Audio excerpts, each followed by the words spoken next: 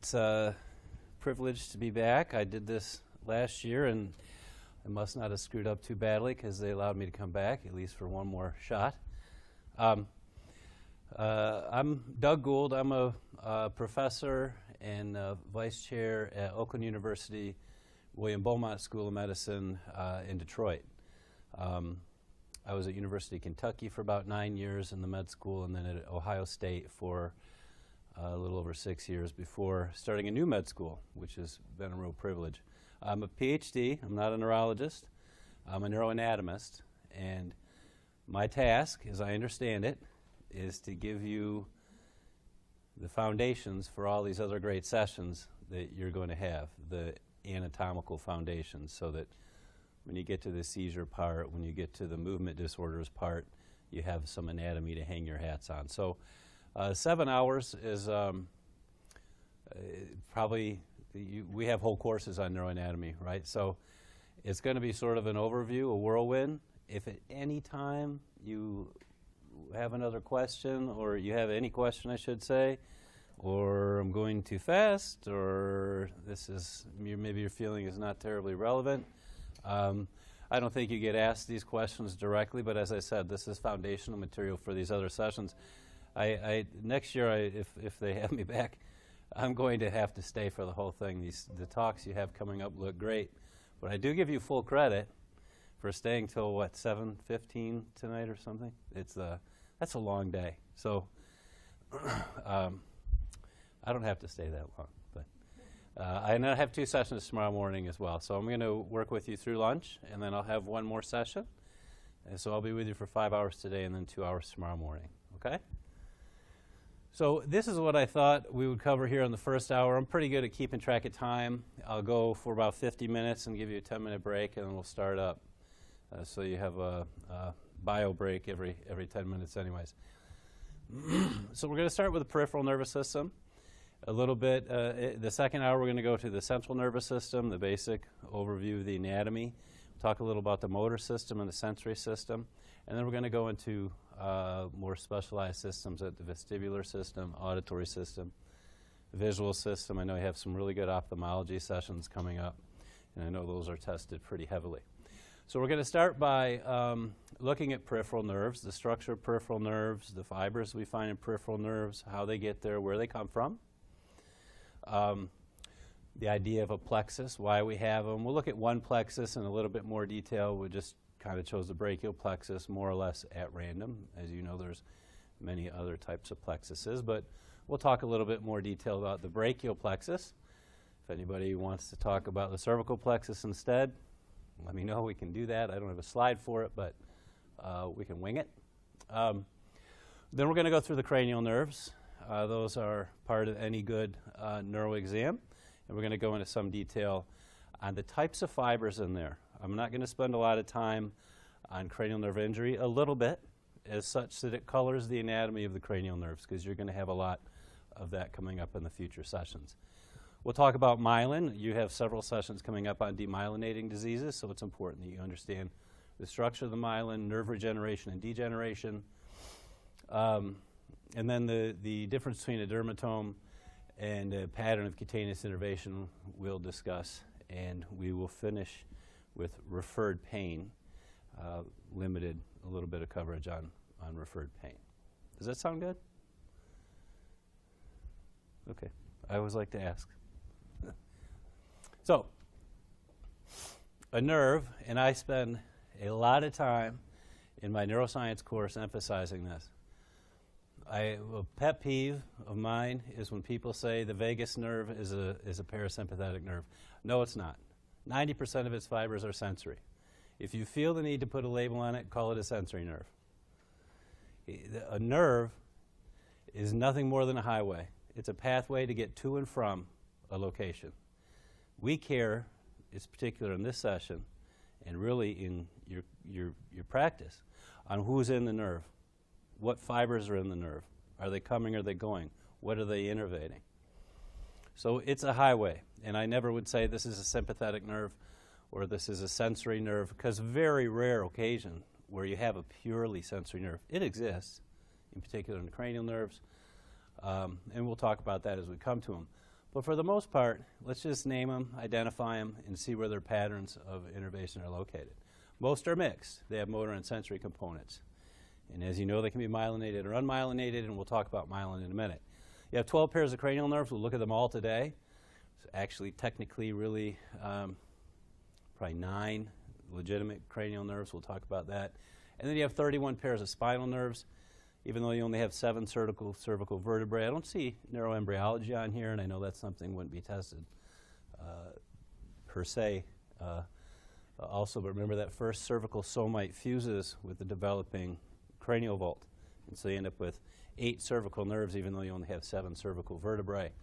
12 thoracic, 5 lumbar, 5 sacral, and 1 coccygeal. And you know that during development, these developing nerves grow out of the developing spinal cord and into the developing somite, not above it, not below it, but right into the middle of it, and more or less split these somites in half.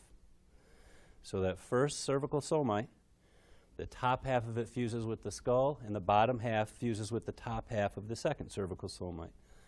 So cranial nerve 1, or not cranial nerve 1, spinal nerve 1 comes out superior to the first cervical vertebrae. After that, after we get out of the cervical region, all of these nerves will come out inferior to the vertebrae of the same number. We'll talk about that in a second. This is my illustration. This is a spinal cord. We're seeing half of the spinal cord here in the cross-sectional diagram. That's the gray matter and the white matter. These would be your anterior, posterior roots, or your ventral and dorsal roots. That's fine. Spinal nerve here. I put this, we kind of changed perspective here to get this all in one picture, but we have a white ramus and a gray ramus. And then this is a little section of the sympathetic chain. We're going to look at how all the fibers get into these spinal nerves. We'll label the parts. You know that the anterior horn contains our somatic motor neurons, our alpha and gamma motor neurons. Right? Alpha motor neurons being the ones innervating the skeletal musculature, gamma motor neurons really doing the intrafusal fibers, muscle spindles, Golgi tendon organ type things. So those motor neurons are located in the anterior horn, and I see you have a whole session on the anterior horn. I would love to go to that. I think it's tomorrow or the next day, and the anterior horn cells. Pretty simple. They send out fibers, and those fibers, go out the anterior or ventral root through a spinal nerve where they divide, and they go here.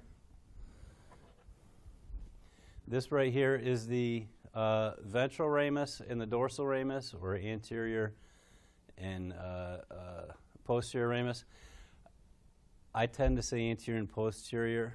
I like to give us credit for being bipedal.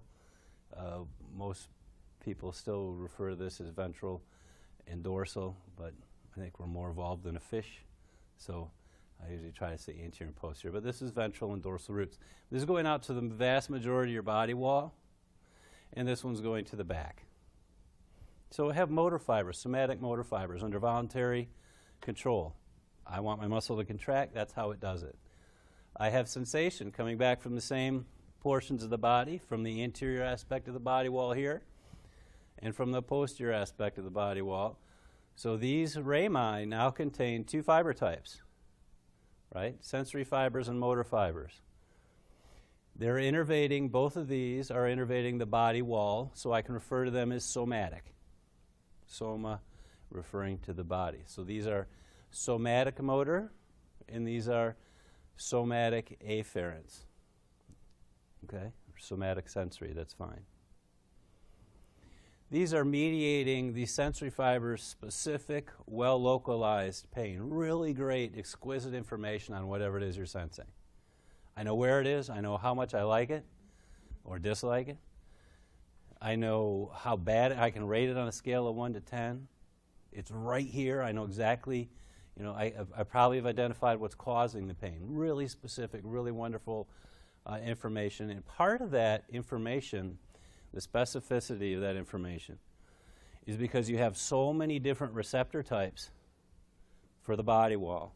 You have chemoreceptors, mechanoreceptors, thermoreceptors, and you have a lot of these sensory fibers. And I'm saying this because this contrasts directly with the visceral sensation. We only have one type of receptor, stretch. And there's about a 10-to-1 ratio between the somatic sensation and the visceral sensation. So I'm getting really lousy sensation from my gut. It's just distension, right? Enough distension we're perceiving as pain. Those cell bodies are located outside the central nervous system in the, there's a somatic sensory ganglion, in the dorsal root ganglion or the spinal ganglion, you can call it, that's fine. Some people call it posterior root ganglion. Any of those terms are right. You're probably most familiar with dorsal root ganglion that lie sort of adjacent to the cord. And this little highway that they're on is the dorsal root or posterior root. Now, I have sensation coming back from the gut as well, or the viscera, right? So I have somatic sensation, visceral sensation. Both fiber types, or both cell bodies, are housed in the same ganglia.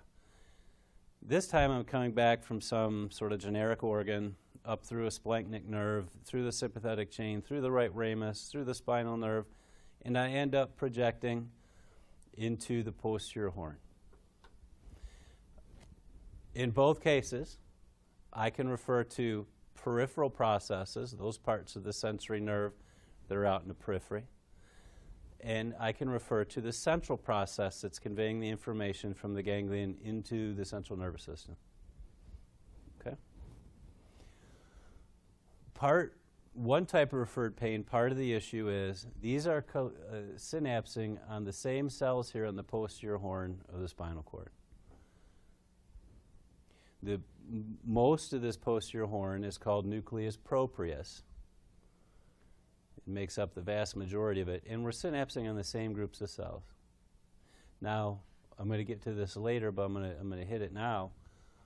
If I have, 10 or 20 somatic fibers synapsing on a cell, and I have one visceral fiber synapsing on the same cell, I'm going to get very exquisite somatic sensation perceived. Right? This is sort of the reason, if you have a heart attack, the pain is referred to the upper extremity. These are the 20 fibers coming in. This is just for illustrative purposes. I have no idea how many fibers are coming in. And synapsing here in the posterior horn. And one's coming back from the heart. So your body, your brain, says, all right, I've got pressure in the chest. That's all it can do is pressure, distension, discomfort. And I have activated the same cell that would be saying I have pain from the upper extremity. It never goes in reverse, right? You never have a bee sting out here and go, oh, my, got pressure in my heart, right? You have to have that. That never is the case. It never goes the other way because the vast majority of the fibers are coming from the body wall. And they're collapsing here in nucleus proprius. There's some other nuclei in there. We're not going to go into them in great detail. Substantia gelatinosa is in there. We'll talk a little bit more about substantia gelatinosa in a second. So, in this picture,